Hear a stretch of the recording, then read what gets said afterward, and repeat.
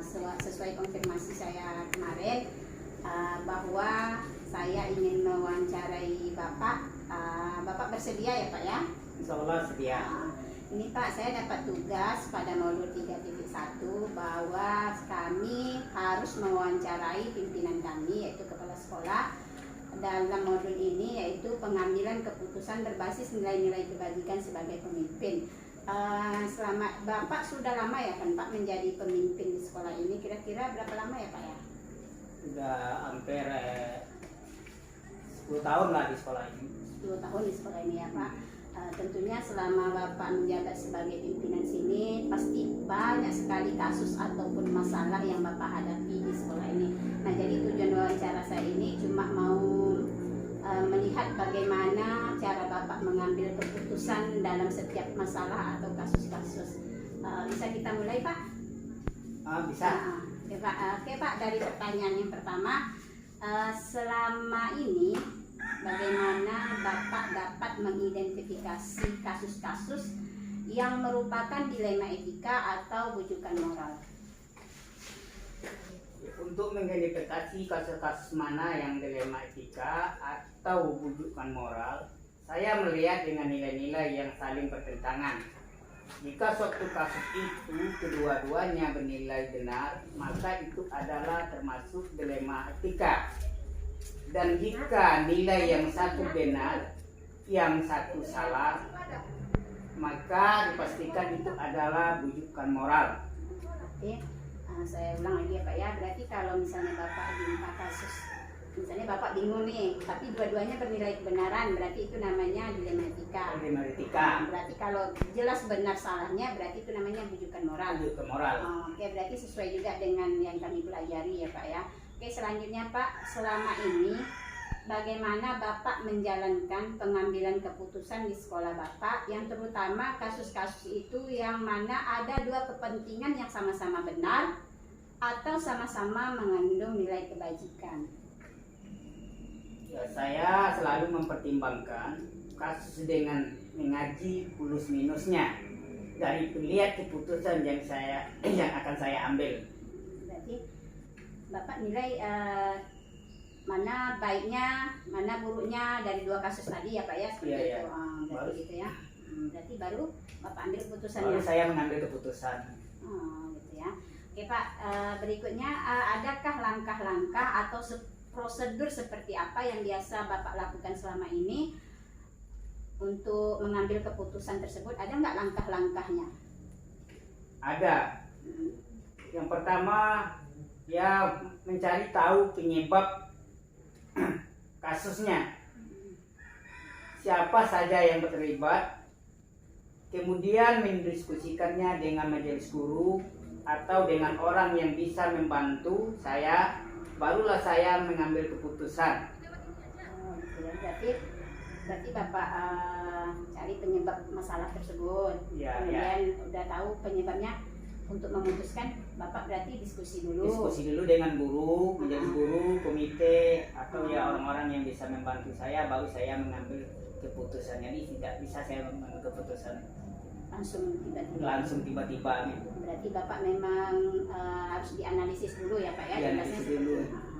Oke, berikutnya Pak, hal-hal apa saja yang selama ini Bapak anggap efektif dalam pengambilan keputusan pada kasus-kasus dilema etika? Bukan bujukan moral ya Pak ya. Kalau bujukan moral mungkin kan jelas benar salah, kita harus ikut yang benar. Nah, kalau yang dilema etika ini bagaimana Bapak cara yang paling efektif menurut Bapak? Ya, komunikasi saya baik dengan orang-orang yang terlibat dalam kasus tersebut agar tidak ada yang tersinggung atau berat hati saat saya mengambil keputusan. Jadi berdiskusi dulu. Berarti menurut Bapak yang paling efektif tuh diskusi dengan orang yang bersangkutan gitu, supaya ini jangan tersinggung. Ini namanya kita kan ngambil dua-duanya benar, ini jangan tersinggung. Berarti Bapak diskusi. Berarti Bapak lebih utama diskusi ya Pak ya. Oke. Kemudian adakah hal-hal apa saja yang selama ini merupakan tantangan dalam pengambilan keputusan pada kasus-kasus dilema etika? Pasti banyak nih tantangan yang Bapak hadapi. Ya, ada. Menimbang perasaan orang-orang yang terlibat, dan juga saya harus menghadapi setiap risiko yang timbul dari keputusan yang saya ambil. Jadi saya itu ya setiap keputusan itu ya saya harus menanggung risiko apa tuh hasilnya kan benar tidak benarnya gitu. Berarti tantangannya Bapak ini menimbang perasaan orang ya Pak ya. Menimbang perasaan orang dulu. Mau buat keputusan tuh ingat nanti enak nggak ya gitu ya Pak ya. Iya, Berarti iya. Bapak lebih ke perasaan orang ya Pak ya. Perasaan orang. Kemudian Bapak juga ingat kalau saya kasih saya ambil ini berarti risikonya apa Iya, iya. sudah Bapak pertimbangkan. Itu berarti dari awal tadi Bapak sudah melihat menganalisis plus minus dari setiap kasus yang Bapak ambil. Iya ya. Gitu ya Pak ya. Oke Pak, selanjutnya apakah Bapak memiliki sebuah tata kelola atau jadwal tertentu dalam menyelesaikan kasus dilema etika? Apakah Bapak langsung menyelesaikan di tempat atau memiliki jadwal untuk menyelesaikan atau bentuk prosedur seperti apa yang Bapak jalankan? Ya kalau keputusan itu sifatnya urgen atau mendadak, jadi saya sering mengambil keputusan saat itu juga. Tetapi jika sifatnya unik dan tidak urgen, maka saya butuh waktu lebih lama untuk mengambil keputusan. Saya pikirkan dulu, saya analisis, atau bahkan saya diskusikan dengan orang yang dapat membantu saya memberikan pandangan sebelum saya mengambil keputusan tersebut. Jadi kalau mendadak langsung saat itu juga. Kalau yang kasusnya berat, rumit itu saya sarankan ya tanya dulu dengan orang-orang yang bisa membantu saya. ya berarti Bapak kalau dia rumit Bapak sering bertanya, diskusi dengan orang lain.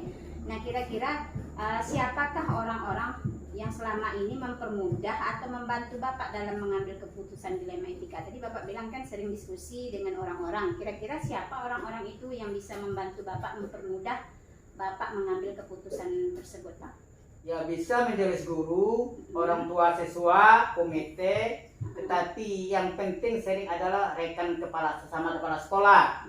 Saya yang sering saya ajak diskusi. Berarti kalau boleh tahu siapa rekan Bapak kepala sekolah kan banyak nih di kecamatan kita. Kira-kira Bapak sering diskusi dengan rekan Bapak yang mana? Ya sama Pak Baharudin, ketua K3S, kemudian Pak Karim, dan kemudian Pak Kurniadi. Berarti Bapak gini ya, mungkin Bapak sebelum memutuskan tanya dulu, mungkin sekolah lain juga pernah mengalami hal tersebut ya Pak ya? Iya ya. Oke. Baik Pak, ini pertanyaan terakhir nih Pak. Dari semua hal yang telah disampaikan atau yang telah Bapak lakukan dalam mengambil keputusan, pembelajaran apa yang dapat Bapak petik dari pengalaman Bapak mengambil keputusan dilema etika? Sebagai pemimpin, kita harus bijak dalam mengambil keputusan. Jika tidak, maka akan banyak yang merasa kita pemimpin yang tidak adil. Walaupun perasaan kita sudah benar saja, belum tentu juga menurut orang lain. Jika kita tidak bisa memuaskan semua orang atas keputusan kita, namun setidaknya kita harus berusaha dan tidak gegabah dalam mengambil keputusan. Berarti kalau saya tangkap nih pembelajarannya berarti Bapak setiap pemimpin itu harus bijak mengambil keputusan. Jadi kalau tidak bijak pasti imbasnya kemana-mana ya Pak ya. Kadang keputusan yang salah diambil itu menyebabkan masalah yang baru mungkin ya Pak ya. Oke itu Pak, terima kasih. Jadi saya sudah dapat gambaran bagaimana selama ini Bapak mengambil keputusan yang mana pada dilema etika ini. Misalnya kedua-duanya bernilai kebajikan, berarti saya dapat nih, berarti Bapak ini sepertinya sering diskusi ya Pak ya dengan rekan-rekan, dengan apa sebelum Bapak mengambil keputusan. Iya, benar. Oke Pak, terima kasih Pak atas waktunya. Sama-sama. Saya akhiri Pak. Assalamualaikum warahmatullahi wabarakatuh. Waalaikumsalam warahmatullahi wabarakatuh.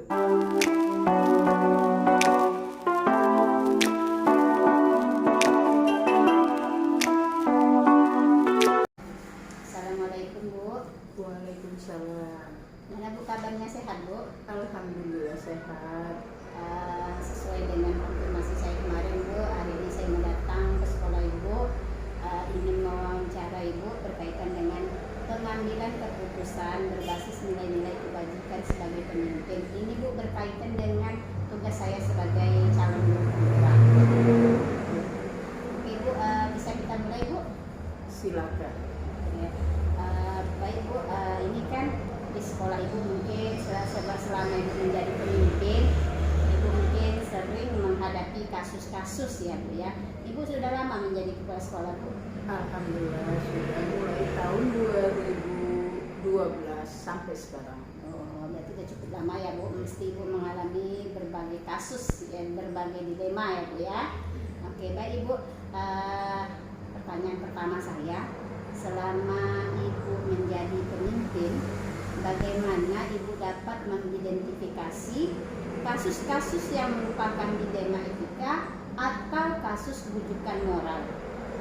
Jadi ya, kalau kasus melanggar hukum itu berarti itu bujukan moral. Kalau tidak, berarti itu dilema etika. Oh, berarti kalau Ibu mengidentifikasinya, kalau dia melanggar hukum berarti itu bujukan moral. Benar, jelas salah dan benarnya itu ya.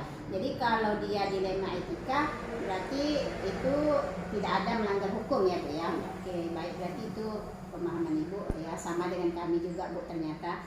Oke Bu, selama Ibu menjadi kepala sekolah, bagaimana Ibu menjalankan pengambilan keputusan di sekolah Ibu, terutama kasus-kasus di mana ada dua kepentingan yang sama-sama benar atau sama-sama mengandung nilai kebajikan, yang istilahnya yang dilema etika ini lah Bu. Kalau mengambil keputusan itu, ya guru saya panggil ke kelas, bukan kelas, saya kantor, saya panggil kemari dan saya tanyakan apa masalahnya. Kemudian baru kita ngambil keputusan yang baik. Kalau misalnya jumpain masalah-masalah yang masalah guru ini, berarti Bu panggil gurunya ke kantor. Iya. Terus dibicarakan, didiskusikan, kemudian keputusan. Iya. Oke, berarti Bu seperti itu ya. Oke, yang selanjutnya Bu, langkah-langkah atau prosedur seperti apa yang biasanya Ibu lakukan selama ini? Langkah-langkahnya. Langkah-langkahnya yang pertama, memanggil seorang guru itu untuk datang ke ruangan saya. Yang kedua, sesuai enggak dengan keputusan atau peraturan yang ada di sekolah. Kemudian kita lihat dulu sesuai enggak kepada orang itu, pantas enggak untuk sama mereka, gimana nanti keputusan itu kita ambil. Kalau memang sesuai kita lanjutkan, kalau tidak sesuai ya kita rubahlah dulu apanya, gimana yang bagusnya. Ya, berarti Ibu sesuaikan nih, Ibu analisis lah istilahnya ya, Ibu analisis kasus-kasusnya, kemudian setelah dianalisis dipertimbangkan, Iya, didiskusikan. iya. Berarti itu langkah-langkah yang Ibu ambil, baru Ibu ambil keputusannya. Iya. Oke, kemudian ada nggak hal-hal apa saja yang selama ini yang Ibu anggap efektif dalam pengambilan keputusan pada kasus-kasus yang dilema etika ini, Bu? Kita panggil seorang guru itu, kita mendiskusikan sesuai enggak dengan mereka, ataupun kalau tidak ya 1-2 orang guru lah kita panggil kemarin, cocok enggak sama mereka ini. Kalau memang sesuai kita lanjutkan, kalau tidak sesuai nanti gimana pula. Kalau saya ngambil keputusan sendiri kan nggak enak, jadi bersama-sama lah kita mengapaikan hasil keputusan ini. Oke. Baik Ibu, selama mengambil keputusan Ibu di sekolah ini pasti ada tantangan ya Bu ya. Nah menurut Ibu, ya hal-hal apa saja yang merupakan tantangan Ibu dalam mengambil keputusan kasus-kasus dilema etika ini? Tantangan yang sering saya hadapi itu, misalnya mengambil keputusan yang tepat, kalau memang tidak sesuai nanti, gimana caranya kita cari yang lain, itulah apanya. Mencari, berarti Ibu tantangannya pasti ngambil keputusan yang paling tepat untuk semua pihak. Iya. Jangan ada yang sampai merugikan gitu ya Bu Iya. ya. Oke. Nah, apakah Ibu memiliki sebuah mengelola atau jadwal tertentu dalam mengambil keputusan, misalnya ada rentang waktunya untuk mengambil keputusan tersebut? Kalau masalah rentang waktu keputusan yang saya ambil ini, kalau dia memang tidak berat, bisa kita musyawarahkan di sekolah Saat itu juga. saat itu juga. Tapi kalau memang dia berat, ya kita apakan, tapi kita tengok dulu dengan jangka waktu, ya istilahnya jangan terlalu lama kali, kita sesuaikan dengan waktu tersebut.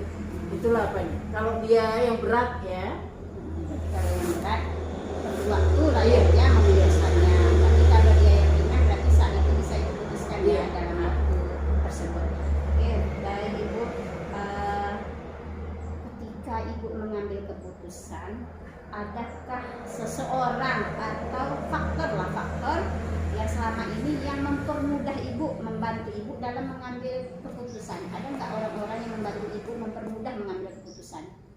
masalah mengambil keputusan yang permudah pada saya ini ada. Itu misalnya majelis guru, komite, Iya. kemudian orang tua wali murid. Itulah apa saya. Berarti Ibu, saya kalau masalah guru diskusi dengan guru, Iya. kalau dengan misalnya masalahnya agak berat langsung ke komite, Iya. misalnya dengan orang tua, ya yang orang tua yang bersangkutan dipanggil, oh begitu ya Bu ya. Berarti memang sebelum mengambil keputusan pasti Ibu melibatkan orang lain ya Bu ya. Iya. Oke Bu, ini pertanyaan terakhir Ibu.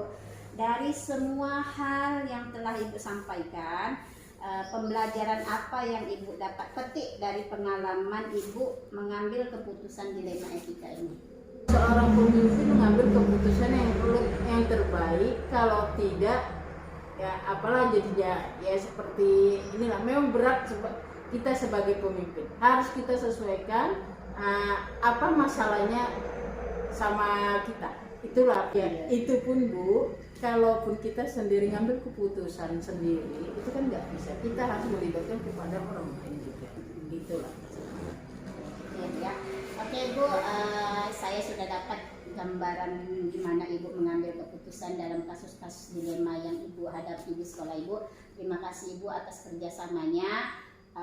Mudah-mudahan Ibu dapat mengambil keputusan yang sangat bijaksana di sekolah Ibu, dan mudah-mudahan kasus-kasus yang terjadi di sekolah Ibu dapat tuntas dengan baik. Terima kasih Ibu, saya permisi Ibu.